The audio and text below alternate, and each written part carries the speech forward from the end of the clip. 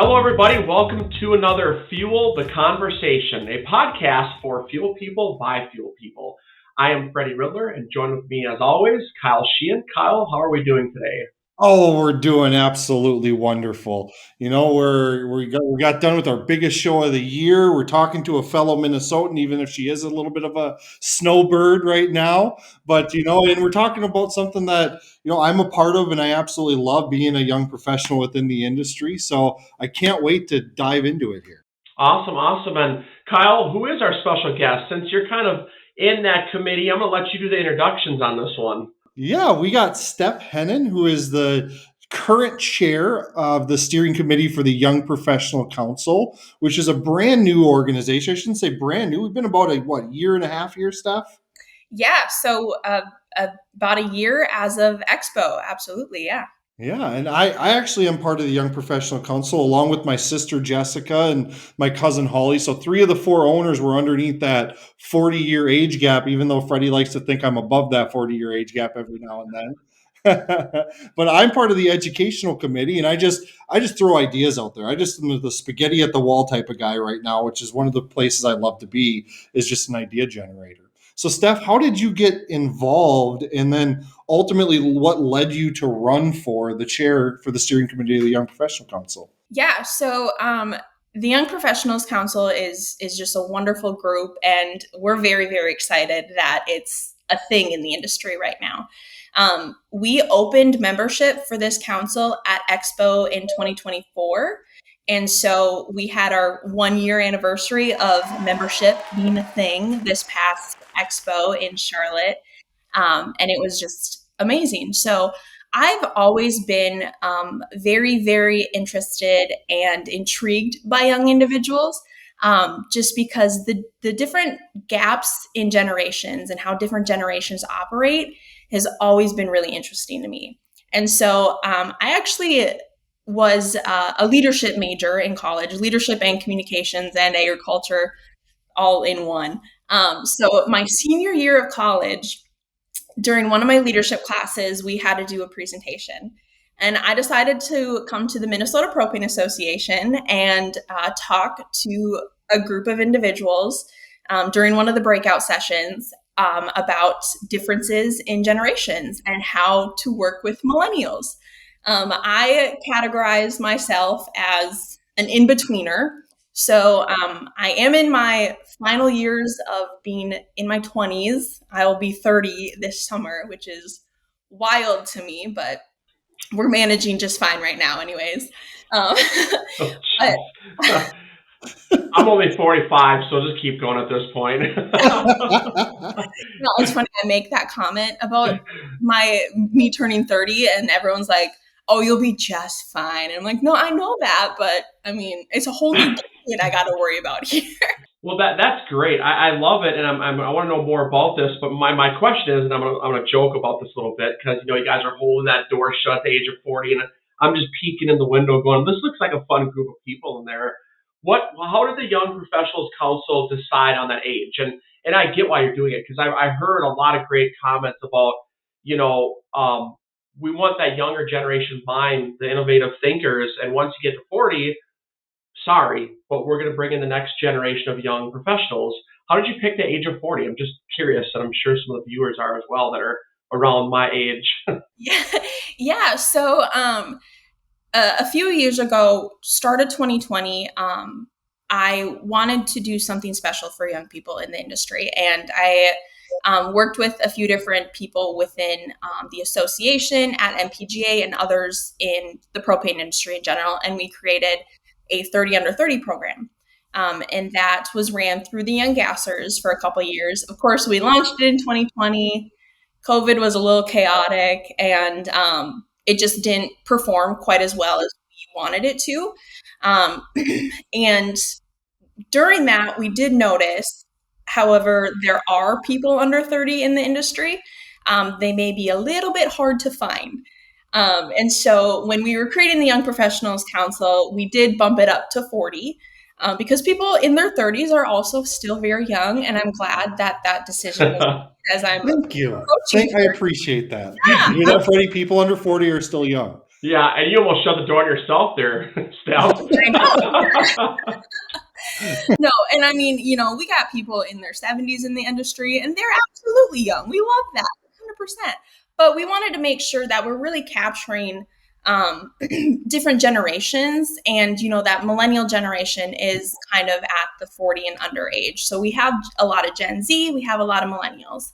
And when we're looking at generational differences, we wanted to create a space where it really is just people in a couple generations so that they feel heard, they feel connected, they feel like they can connect with others in their generation.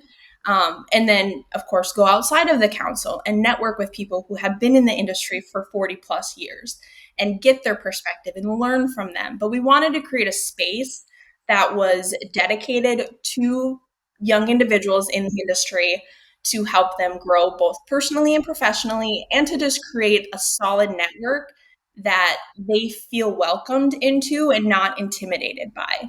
That's awesome. So why propane, Steph? Why should a young professional think propane industry as they're looking at all these careers that are out in front of them? Why propane? When we hire, I guarantee you, and I think Freddie had the exact same comment when after a few years is saying, I never thought I'd be working in propane for my career. Yeah, that is the biggest comment I think everyone in the industry has, unless you were like fully inundated from like 2 years old, like car seat in a bobtail, which I do know one person on our steering committee, she has told a story that, car seat in a bobtail while she was delivering with her dad, which I absolutely love. But that is a very common theme in our industry. And I grew up around the industry. My dad has worked, Mike Hennen, who's also awesome. He's worked at Westmore, which they're a truck manufacturer. He's worked at Westmore for, gosh, like 38 years or something. So I grew up around that company.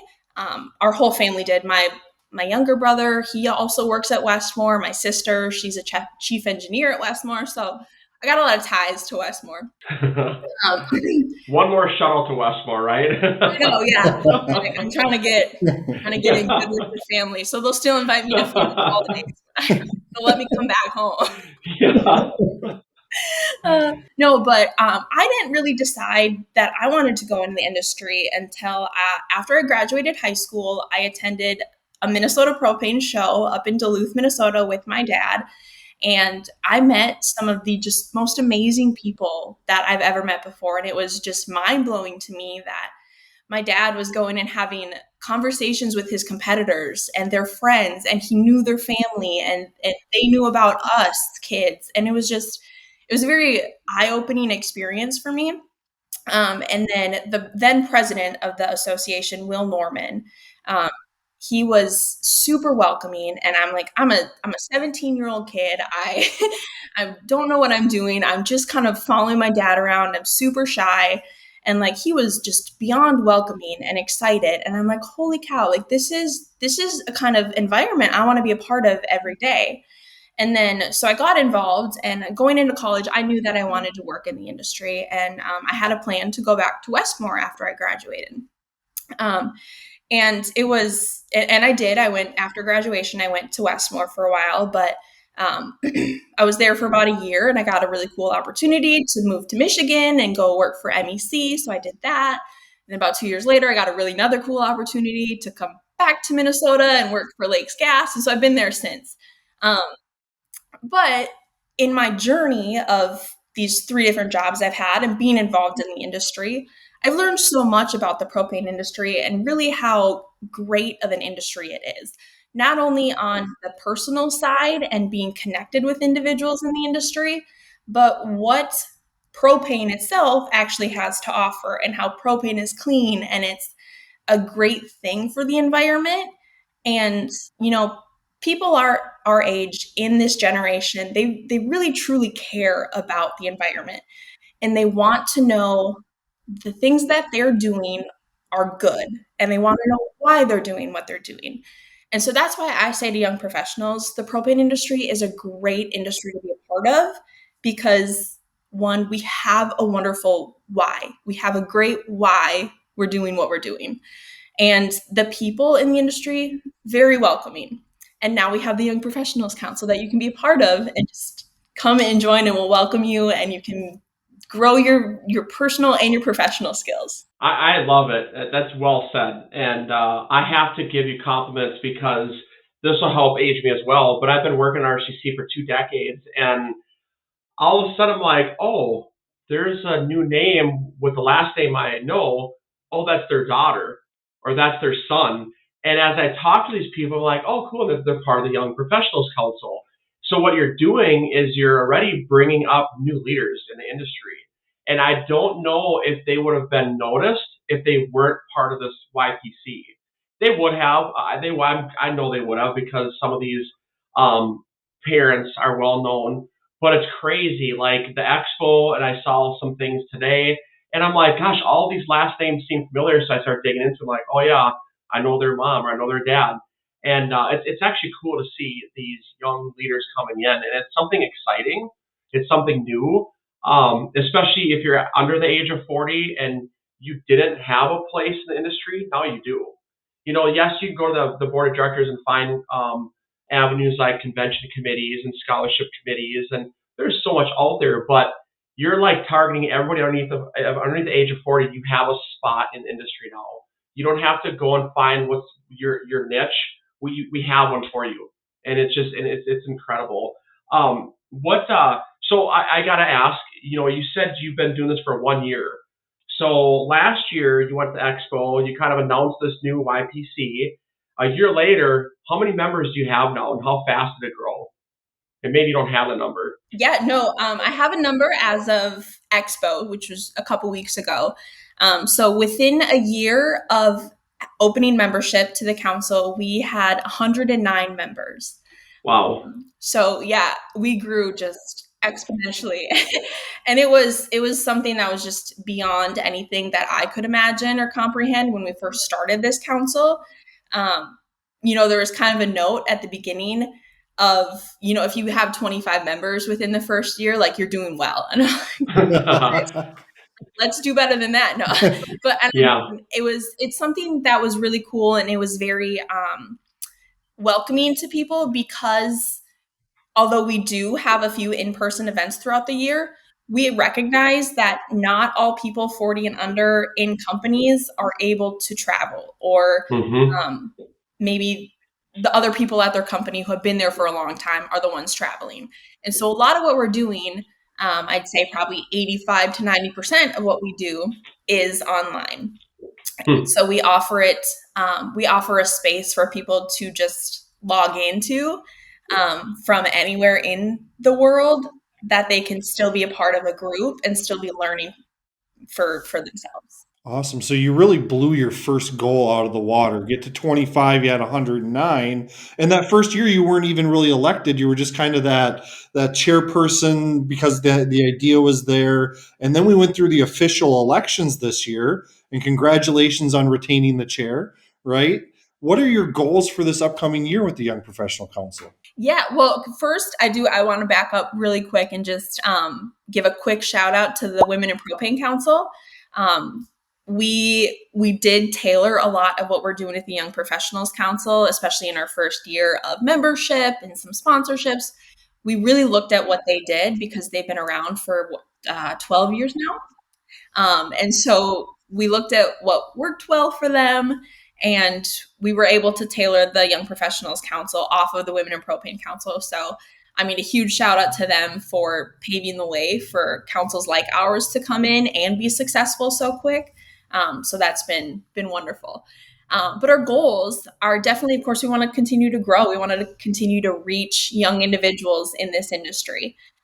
We want to make sure that they know they have a space that they're welcome to, a space where they can truly learn and become a better propane professional, and just become. We want to focus on both professional and personal growth. So that's a big goal of ours. This year, we are planning on 6 education sessions. So moving forward, we will have 6 education sessions a year. The goal is every other month, And these are open only to our members. And we have, so far, we've had 4 since since we started the council. Last June was our first one. And we've had 4 since then. And they're typically about 30 to 45 minutes. So somewhat quick, short nuggets of information that anyone can pop into, and they're all recorded. So our members have access to them after, in case they're not able to be on. We typically do tend to see, around 35 to 55 members joining each education session. Truthfully, dependent on the time of year, we do slow down during the winter just because we know that is a busy season for people.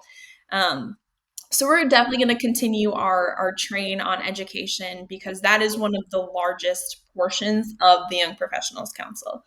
Want to make sure that we're helping educate and helping individuals grow as we can. We do have 5 different subcommittees set up within the council. So we have education and training, which Kyle is on. And Kyle actually brought us our last speaker that we had in March. Yeah, it's not scary at all having your psychologist doing public speaking. You recommended him, right? That's not a scary thing at all. We had such good feedback on him. Oh, it was wonderful. He was a great speaker to bring in. So we have our 5 subcommittees: our education and training. We have a marketing and promotion subcommittee. My cat, he just, Blended. It's fine. Hi, cat. If I locked him anywhere, he would have been like meowing the entire time. So our 5 subcommittees, we have education and training, marketing and promotion, state engagement. We also have, oh goodness, I'm going to blank, of course, membership, which is a big one to help drive membership and sponsorships and all that. And then we have our Young Professional of the Year Awards Selection Committee. That was a new award that we introduced this past year. We actually introduced that. I think it was around like the December timeframe. So we did kind of push that out really quick. But moving forward, we'll have a Young Professional of the Year award every year that we'll give out to one individual. So that was really cool. And we had a wonderful committee of about 7 people this past year who really put a lot of work into building the program and building the selection process and the nomination forms and just everything that went with the program itself and the award itself. So Krista Winter with the Western Propane Gas Association led that committee, and she did an absolutely just phenomenal job. So yeah, those are our 5 subcommittees, and we want to continue to grow those. Make sure that we're bringing in new volunteers and people who want to get involved more, have an opportunity to get involved more through those subcommittees. And then, of course, we want to really, really focus on our state engagement this year, and working with state associations to bring the information that we're working on to states at a local level, so that they can focus on their young individuals as well. And we can interact cohesively, and make sure that the information that we are putting out to our members is also getting to states and to their young members too. Like the state ambassadors, I believe the Women Propane do, and that's really a really cool feeling that when I go to different state association meetings, that every state I go to, there's an ambassador talking about the Women Propane. So props to you guys at getting to the state level. I hope that works out well with you and the YPC, because that's an incredible way to spread the message. But speaking about spreading the message, I remember you saying, and this is going to go into your Young Professional of the Year, how you pick the inductees of it. But I remember you said this a few times, and it stuck with me. If you're not grabbing the younger generations and building them up in your business, you're going to lose them, because there's all these young leaders in the industry, and you got to put some faith into them. You got to raise them up a little bit, because if you don't, the person next to you is going to take them away. And I heard that quite a bit, because you said that to, like, I think I followed you forever, like a first year, and I heard your pitch for the YPC everywhere I went. But it was incredible, because it was the same story. I'm here. We got to find these young professionals, And I remember just hearing comments from people around me going, we do have those people in our business. So, when you're sitting here on this podcast now, for anyone that's listening to this or watching it, what message, and I want you to tell that story again, but what, if they're watching this right now, what message you want to give them, the 45-year-olds that can't be part of the YPC? What would you tell the Freddies out there? Hey, you might want to look around you, because there are some really young people around you that can be leaders in your business. Yeah, honestly, I mean, that right there is the biggest thing is we have young individuals in this industry. We just need to put work into them to build them up so that they are confident to become leaders in this industry. It's kind of funny. Been telling this story, and I've been having the same conversation since 2017 when I did a leadership for my leadership class at the Minnesota Propane Association, and I did a little breakout session because there was all this concern around, well, millennials don't want to work, and how are we going to find people for the workforce, and all these questions. And I said the exact same thing to a room full of propane people. Then was there are young individuals in this industry. You just need to continue to treat them right and treat them with respect and build them up and give them kudos. And it's not because it's not everybody gets a ribbon, everyone gets an award kind of thing. It's because the millennial generation and the Gen Z generation really look at why they're doing what they're doing, and they want to know that why, and they want to be connected, and they want to feel like they have a pathway to do important things.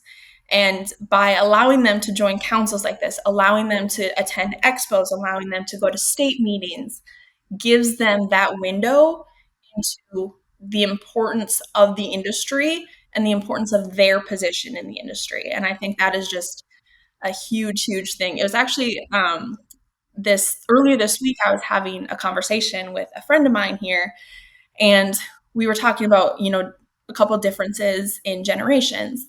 And one of the things that I kind of have realized over my career is that the millennial and the Gen Z generations, they really are, it's not it's not that they want their respect to be earned. They believe that everyone as a human deserves respect. And I've heard people in my past life and whatnot have told me before, I'm like, you need to earn my respect. You need to do certain things for me to respect you. And I think when we look at differences in generations like that, we can see where some disconnect can be between different generations. And, we just want to continue to kind of close that gap so that across the board, all generations are just working together, especially in our industry. We have a common goal. We want to promote this industry. We're a great industry. And so little things like that to really just drive our industry forward and bring generations closer together for a common goal. Awesome. And to your work ethic one, something that I realized between those generations, because I heard that so many times, starting in this industry at 23 years old, working in the shipping receiving department, putting together boxes, having Freddie and another staff member vouch for me and say, if you don't keep him here, he's gone. We're never getting him back. Those was powerful for me. And a lot of what I heard was the younger generation doesn't want to work. And I started to realize and change that and go, we do want to work, but the phrase working smarter, not harder is at a core piece of us, right? We want to find and do the same amount of work that our parents did in less amount of hours, right? And that's really crucial for us. And that's where we come up with that work-life balance that I think we bring onto the table of every company that says you have to have this balance, and we can get everything done that we need to get done within the hours that we need to give everyone that personal time. Yeah. And, I think that's just should be the goal of life. Every generation after you want to get better. You want to support them to do better. You have had a wonderful career that you've made a lot of wonderful decisions, and you've done really, really good things. And you've also made a lot of mistakes. And so you can learn from that, and you can help the generations after you instead of like trying to fight them and, get angry with each other. Like, the goal of life is every generation after the next, you want to be better. You want to help them to be better. So let's do that now. To wrap this up, and I agree with what Kyle's saying. I have a 20-year-old, 19-year-old, and a 17-year-old. And up until about maybe 3 years ago, I finally realized that they're not working like less than I am. They're just getting things done quicker. And it's hard for me to say, what are you doing sitting around? I thought you had all these things to do. Like, we're done already. And I'm like, then you must not have done a good enough job, because that should have taken all day.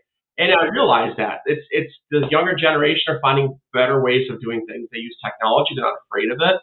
They're more efficient with their time because they put value into their time. It's incredible. And I know what you mean. Like, everyone always says, well, they don't work as hard as we do. Yeah, they are. They're just smarter at doing it.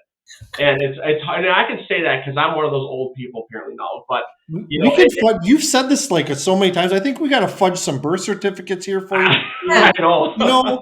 It's not like this is recorded and streamed anywhere. We can fudge those and pass them over to Steph to get you in.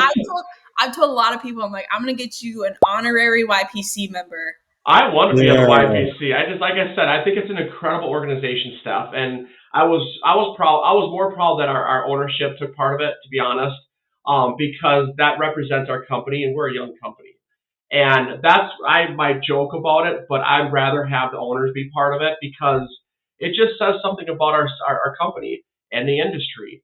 And it doesn't matter your level, your ranking, your whatever role you have a seat at the YPC table if you want it. So anyone that's listening under the age of 40, I don't know why you would not join this thing. And I'll give one more pitch into that. Please do. Because even if you're looking at, how much time do I have to devote to this? It's the volunteer time. It makes you feel good in the end. And the committees are so well ran. And that was my first toe in the water in committees within the propane industry, right? I've grown up in this industry. I've been in the middle of it my entire life, third generation in here. And even I had questions on where can I get involved? What can I do? And this was a great little step forward without getting into the big ocean and going, oh no, right? What am I doing in here? Do I deserve to be here? Do I have the knowledge base to be here? And in a committee with my peers, it was so incredibly awesome to be able to contribute and then watch as one of my ideas made it into an actual session. I took pride in that. And I would encourage anyone and everyone under the age of 40 in our industry, join this committee, join YPC, and then join a committee. Volunteer a little bit of your time. Yeah, and I want to just kind of add to that, Kyle, because thank you. That I'm going to have you come with me and say that exact thing everywhere we go. It's so true.